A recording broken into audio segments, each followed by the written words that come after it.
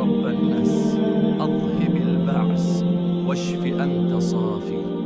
হযরত আনাস রাদিয়াল্লাহু তাআলা আনহু বলেন, একবার আমরা জনৈক অসুস্থ আনসারী যুবককে দেখতে গেলাম। তিনি ছিলেন তার বৃদ্ধ মায়ের একমাত্র পুত্র।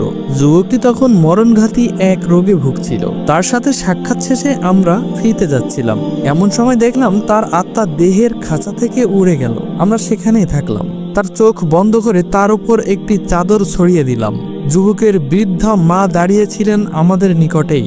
আমরা তাকে সমবেদনা জানিয়ে বললাম, মহান আল্লাহ তাআলার পক্ষ থেকে যে সমস্যায় আপনি পতিত হয়েছেন তাতে ধৈর্য ধারণ করুন। তিনি জানতে চাইলেন, আমার ছেলে কি মারা গেছে? আমরা বললাম হ্যাঁ। তিনি বললেন, আপনারা কি সত্য বলছেন? আমরা বললাম, জি, আমরা সত্য বলছি। অবশ্যই আপনার ছেলে মারা গেছে। এ কথা শুনে বৃদ্ধা দোয়ার জন্য আকাশের দিকে হাত বাড়ালেন এবং দীর্ঘ শ্বাস ফেলে একনিষ্ঠভাবে দোয়া করলেন। তিনি মহান আল্লাহ তাআলার কাছে প্রার্থনা করলেন, হে আমার রব ও পালনকর্তা, আমি আপনার প্রতি ঈমান এনেছি এবং আমি আপনার প্রিয় নবী সাল্লাল্লাহু আলাইহি ওয়াসাল্লামের নিকট হিজরত করেছি।